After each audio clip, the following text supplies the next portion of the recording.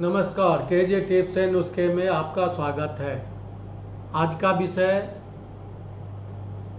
ऐसा विषय है जो हर घर की बात है। ये घर घर की कहानी जो है ना, वही ये हर घर की बात है। और हर घर में इस तरह की तकलीफ़ें बच्चों के साथ होती है। मुंह से कहकर न बता सकने वाले बालकों के भीतरी रोगों के पहचानने के तरकीब। पहले जो अपने घर में बुजुर्ग लोग थे, वो बच्चे को देख के ही बता देते थे जो बच्चे को क्या तकलीफ़ हो रही है। वो तो कुछ आपको बता नहीं सकता है। अभी जो माता पिता हैं उनको इतना इसके बारे में नॉलेज नहीं है, समझ नहीं है। वो तकलीफ़ को समझ नहीं पाते हैं, जिसके कारण बच्चा ज़्यादा बीमार पड़ जाता है और बाद में बच्चे को लेके और डॉक्टर के पास भागते हैं। उनमें पैसा, समय और घर में एक तरह का चिंता, क्योंकि घर में अगर बच्चे बीमार पड़ जाएं तो बूढ़े बुजुर्ग जो भी हैं, माता पिता है, भाई बहन है, सबको एक चिंता पकड़ लेती है, सबको एक टेंशन हो जाता है, क्योंकि बच्चे घर का खिलौना है। इसलिए जब भी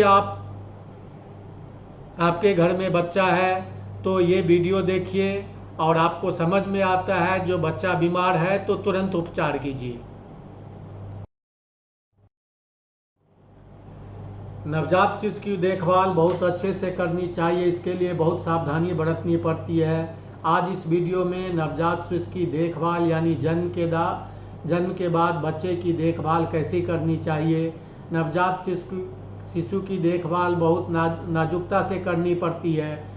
नवजात शिशु को सबसे ज़रूरी माँ का दूध होता है और हर 3 घंटे में शिशु को माँ का दूध पिलाना चाहिए। शिशु को कौन सी चीज़ों की ज़रूरत होती है, उनके लिए क्या ज़रूरी है, ये सब बताया है इस वीडियो में। इसके अलावा बच्चे को क्या तकलीफ़ हो सकती है, सब माता पिता को ध्यान में रखना चाहिए। और ये वीडियो देखिए और अपने बच्चे को सुरक्षित रखिए।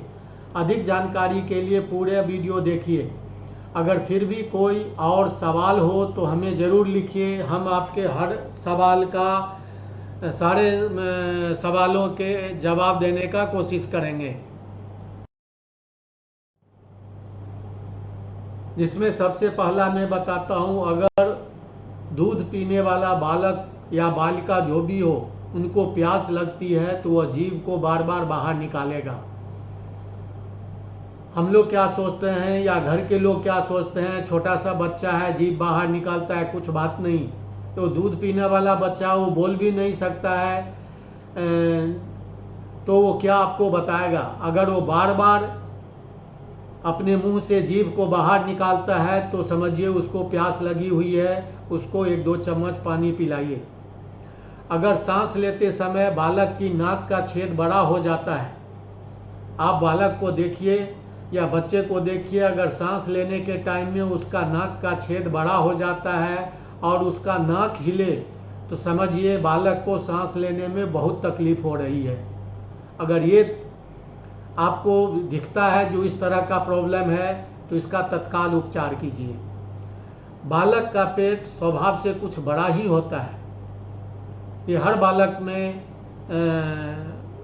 पेट थोड़ा बड़ा होता है। अगर हद से ज़्यादा हो तो बालक को यकृत या लीवर का प्रॉब्लम होगा या कंस्टिपेशन, या उसको बराबर दूध नहीं पच रहा है, इसका प्रॉब्लम हो सकता है। तो एक पेट बड़ा होना बच्चों में बड़ी बात नहीं है, लेकिन अगर हद से ज़्यादा बड़ा हो तो समझिए लीवर का प्रॉब्लम है या उसको बराबर दूध नहीं पच रहा है। अगर बालक को जुकाम हो जाए और उसकी नाक बंद हो तो मुंह से श्वास लेने के लिए दूध पीते समय बार बार माँ के स्तन को छोड़कर सांस लेता है और फिर दूध पीने लगता है। इसका मतलब हुआ, अगर इस तरह का हरकत आप अपने छोटे बच्चे में देखते हैं तो समझिए उसको जुकाम है, नाक से सांस नहीं ले रहा है, मुंह से वो दूध पी रहा है, इसलिए वो बार बार स्तन को छोड़ के सांस लेता है और फिर दूध पीता है। अगर स्वस्थ बालक बार बार रो उठे तो उसके पेट में दर्द समझना चाहिए। अनायास ही बालक रोना चालू कर देता है, बार बार रो रहा है, तो समझिए उसके पेट में दर्द हो रहा है। बालक के कम या ज़्यादा रोने से तकलीफ़ कम या ज़्यादा समझना चाहिए। अगर ज़्यादा रो रहा है तो तकलीफ़ ज़्यादा है, कम रो रहा है तो तकलीफ़ कम है। अगर बालक कम रोए या धीरे धीरे रोए तो तकलीफ़ कम समझना चाहिए। अगर ज़्यादा और ज़ोर ज़ोर से रोए तो तकलीफ़ ज़्यादा समझना चाहिए। अगर बालक या बालिका किसी अंग को बार बार छूता है और कोई दूसरा हाथ लगाता है तो बालक रोने लगता है तो समझे वहाँ दर्द होता है। खुद अपने अंग को छुएगा तो नहीं रोएगा। अगर आप माता पिता, भाई बहन या दादा दादी कोई भी उस जगह को छुएगा तो रोने लगता है तो समझिए वहाँ पर बच्चे को दर्द हो रहा है, फिर उसका उपचार करना जरूरी है। अगर बालक के सर में दर्द रहता है वो तो मुंह से बताएगा नहीं। अगर सर में दर्द है, हेडेक है, तो बालक अपनी आँख को बंद रखता है, वो आँख जल्दी नहीं खोलेगा, आँख को हमेशा बंद रखेगा। सिर को खड़ा नहीं रखेगा, सिर को झुकाए रखता है, सर को हमेशा गिराए रखता है। सर धुनता है या टकराता है। सर में दर्द होने से सर का चमड़ा सिकुड़ जाता है, ये सबसे बड़ी पहचान है। अगर सर में दर्द है तो सर का चमड़ा सिकुड़ जाएगा। बालक बड़बड़ हाथ लगाता है सर को और कान को खींचता रहता है, कान को पकड़ पकड़ के खींचेगा तो समझिए बालक के सर में दर्द है। अगर बालक हर समय रोता ही रहता है तो समझे बालक के पूरे शरीर में रोग है। कुछ बालक ऐसे भी मिलेंगे जो आप कभी भी देखिए वो रोता ही रहता है तो समझिए उसके पूरे शरीर में रोग है। बालक अपने होठ या जीभ को काटे, होठ को काटता है, जीभ को काटता है, मुट्ठी को भींचे तो उसके हृदय में पीड़ा समझनी चाहिए, मतलब उसके हृदय में, हार्ट में प्रॉब्लम है। अगर बालक का पेशाब और पैखाना बंद हो, पेशाब पैखाना दोनों बंद हो गया है और वो चारों तरफ देख रहा है सर को घुमा के, वो तो बोल सकता ही नहीं, तो चारों तरफ देख रहा है तो उसके पेरू और गुदा में तकलीफ समझनी चाहिए। उसके पेरू में तकलीफ होगा, गुदा में तकलीफ होगा, ये आप समझ के डॉक्टर को दिखाइए या आपको घरेलू नुस्खा मालूम है तो इसका उपचार कीजिए। अगर बालक को पेशाब नहीं हो रहा है और प्यास अधिक लगे और मूर्छा हो तो बालक के पेरू में पीड़ा होगी। बालक को पेशाब नहीं हो रहा है और बार बार वो पानी पी रहा है और बालक मूर्छित हो जाता है या सुस्त एकदम ऐसा हो जाता है जो आपका तरफ देखेगा नहीं, बेहोश जैसा मालूम पड़ता है तो समझिए बालक के पेरू में पीड़ा होगी। ये समझ के आप उसका उपचार कीजिए। ये जो कुछ पॉइंट में बताया हूँ ये आप अपने बच्चे को देख के अंदाज़ा लगा सकते हैं जो आपके बच्चे में क्या तकलीफ़ है या आपका बच्चा स्वस्थ है।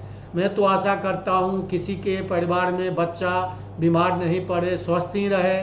और आप भी अब ऊपर वाले से प्रार्थना कीजिए जो आपके घर में बच्चे हो सदा स्वस्थ ही रहे। इसके बाद भी अगर इस तरह का तकलीफ बच्चे में दिखता है तो उनका तत्काल आप उपचार कीजिए। अगर ये विषय आपको पसंद आया तो इसको लाइक कीजिए, चैनल को सब्सक्राइब कीजिए। सब्सक्राइब करने में आपका कुछ खर्च नहीं आता है लेकिन मेरा हौसला बढ़ेगा, तो इसलिए इस चैनल को प्लीज़ सब्सक्राइब कीजिए और इसको दूसरों के साथ शेयर कीजिए जो उनके घर के बच्चे में भी अगर इस तरह की पीड़ा हो तो उनको जानकारी मिल सके। और अगर कुछ सुझाव हो, कुछ सवाल हो, कुछ सलाह हो तो प्लीज़ कमेंट में लिखिए, मैं हर कमेंट का जवाब दूंगा। आपने इस चैनल पे आया, समय दिया, थैंक यू वेरी मच और जय हिंद।